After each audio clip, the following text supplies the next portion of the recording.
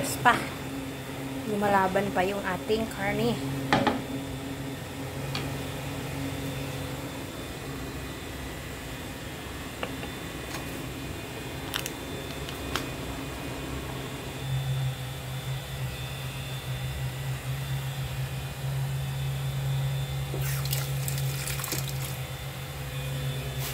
Chigidi bam bam bam bam bam. Mga Zay! Good morning! Yes, nagbabalik na naman ang inyong Inzay kasi gusto ko malambot yan. Kaya unahin natin yung paglagay. Magluluto tayo mga Inzay ng sinigang. Ito ay meron ng asin at saka tinimplahan na natin ng konti. Ibang style naman ang akin kasi unahin ko yan dahil medyo matigas yan. Kailangan ni Lula ng malambot na sitaw dahil alam nyo naman yung Lula natin, walang ngipin. Kaya kailangan malambot. So, unahin lang natin yung pakuluan. Tapos, lalagyan natin ng kunting pampaasim kasi yung ating sinigang ay walang ibang mga sangkap dahil kung ano lang yung naan dyan, ay yun na yun. Lalagyan lang natin ito para magiging maasim siya at magkumpleto yung lasa niya, kumbaga. Yan. So, sinigang na may gabi yan. Mamaya lalapot na yan. Wala akong kamatis, wala akong sibuyas, bawang na nga lang ang nilagay ko. Eh, okay na yan. Basta magmukha na yan sinigang. Importante nagluluto tayo, no? So, yun ang mahalaga doon. Inuna ko na yan ilagay kasi papahuli ko yung ano. Pinakalas yung okra natin. Isunod natin ang ating talong. Pero mamaya-maya konti na. Timplahan lang natin para ma-absorb ng sitaw yung asim at saka yung ano niya lasa. Lagyan natin mamaya yan ng konting linamnam. Maasim na yung sabaw niya at meron na yung konting asin at saka konting ano, magic sarap. May konting magic. Magic ng gabi, o, diba? Ganyan lang. Ikanaw-kanaw, ihalo-halo. O. Haluin, mekos-mekos lang ba? Kumbaga, mas maraming kanaw, mas masarap, mas mamimix mo yung ano kasi powder. So, ang ganda ng texture ng ano ngayon na nabili nila. Talagang fresh pa na kinata yung karne. Kasi makikita mo yan eh. Yung luma na karne na alam mong na-stock na ng matagal sa freezer. Medyo iba na yung ano. Kapag ka na ano, namumutla na at saka alam mo yung parang may unting itim-itim ba. Pero itong nabili nila na karne ngayon, ay maganda. Yun nga lang, medyo matanda yata yung ano. Mamoy kasi tagal lumambot eh. Kanina ko pa ito pinalambutan. Nag-1 oras na mahigit. Ganyan pa rin eh. Hindi pa rin naghiwa-hiwala yung taba at saka yung laman. Pero okay lang yan. Masarap na sinigang yan. Palambutin lang natin ang ating sitaw. Yung baboy naman ay medyo okay na. Kaya na. Kaya nang gupit-gupitin. Kasi ginugupit-gupit ko yan mga Zay pagka pinapakain ko kay Lola. Dahil yung Lula natin ay walang ngipin. Yan, ganyan lang. Pakuluan lang natin siya at ating imekos-mekos. Halo-haluin lang natin. Huwag tayo magsawa sa kakahalo-halo. No, parang tayo lang ba? Pinaikot-ikot, pinaikot-ikot hanggang sa nahilo na tayo at boom! Goodbye, bunot. Ha, diba? Yan. Mekos-mekos mo lang yan. So, medyo nakikita ko, medyo malambot na yung ating sitaw. Dahil nakikita ko nag-iiba na yung texture niya, pwede na natin ilagay ang ating talong. Yes. Ang ating talong. Aking talong ay 2 piraso lang. Kaya, okay na yan. 2 pirasong talong, hiniwa natin ng paganyan-ganyan. O, diba? Dumami. Ha. So, wag na nating takpan para umalwan yung ano, sabaw. Ayoko kasi nang masyado maraming sabaw, dahil para naman tayong nagnililaga niyan pagka sobrang daming sabaw. Yung katamtaman lang, saktong-sakto lang. Malalasahan mo pa yung lasa ng sinigang, hindi nilaga. Kasi kunti lang naman yung nilagay ko na ano, sinigang, kalahati lang. No add preservatives daw. Utot. Kaya ano pala yan? May preservatives na nga yan. So, now, I'm leaving yesterday behind. Ganun daw pag nagluluto, kailangan kinakantahan kasi para daw mas masarap. O, di kantahan natin. Finally, I've made up my mind to let the memory stay away from me.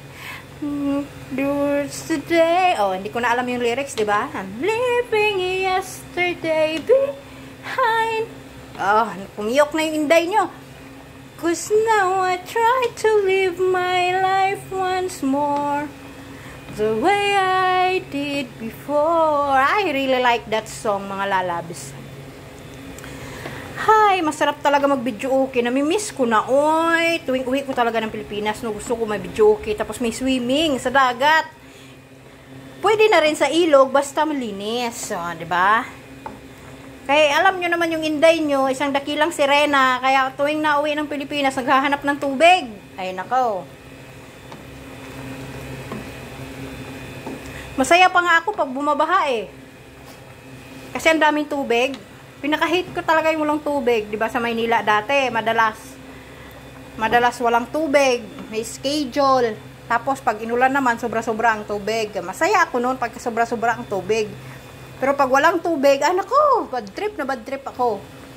Kaya ganun talaga pag mga sirena, alam nyo na, mahilig sa tubig. Kasi, kinakaliskis pag walang tubig. Oh, ano na ito? Ba't parang hindi mo nababawasan yung sabaw? Ba't parang lalong lumami?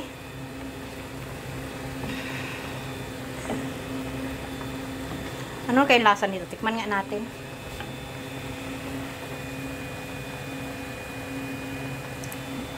Okay. Masarap siya, in fairness. Lagyan natin ng kunting ano, para mas malinamnam. Maasim-asim siya na ano. Oh, yan. Ilagyan natin pati. Ayun. Diba? Mahiwagang salamin. Alam niyo itong bahay ni Lola, sa sobrang luma na mga lalabs, talagang nako, tingnan nyo yung gigitata na yung kagilid-gilidan, oh. Kahit ano iskuba ako dyan, mga guy, hindi na kaya. Ito nga, pagdating ko dito, yan, yung electric pan na yan na ano, exhaust nila. Hoy, nako, hindi yan kulay puti, mga inzay, kulay itim. Alam nyo, ginawa ko dyan, kinuskos ko ng kinuskos yan. Tapos, tapos ko na siyang kuskusin, medyo naglalight na siya, no. Nilagyan ko ng ano, yung meron sila dito yung parang powder na ihalo mo sa init na tubig, tapos i-spray mo dyan. Sabi sa'yo, pumuti siya eh. Pero ngayon, nagbabalik na naman siya, o kulay brown na naman siya.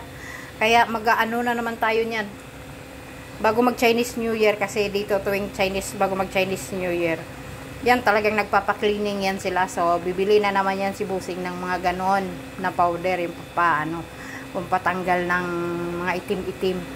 So, yun lang, nakapag-scuba ako ng ganon dyan sa ano na yan. Yan lang naman. Kasi, itong iba dito, nako, huwag mo nang asahan. Wala na talaga. Kaya, kung ano lang yung kaya, edi yun. Pagka hindi kaya, edi wag. Diba? Ganun lang naman eh. I-stressin mo pa yung sarili mo dyan. Kahit sa buhay ganyan. Pag ayaw, di wag. Pag gusto, maraming paraan. Pag ayaw, maraming dahilan. Diba?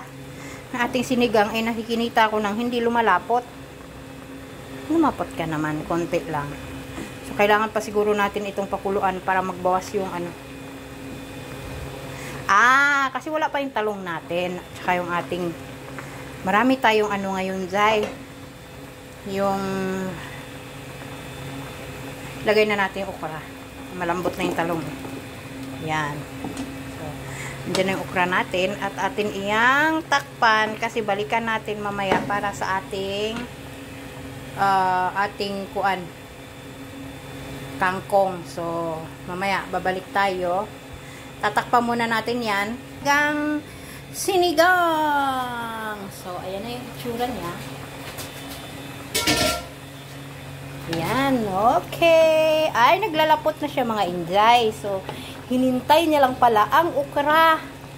Kaya ngayon, okay na yan. Ilalagay na natin ang ating, diba? Yan yung texture na gusto ko. Yung malapot-lapot. Ay, nako, mahilig ba kayo sa malalapot mga inday? Ako, depende. Depende sa lapot na nakikita ko. Pag malapot na masarap, ay masarap yon. So, ayan yung ating kangkong.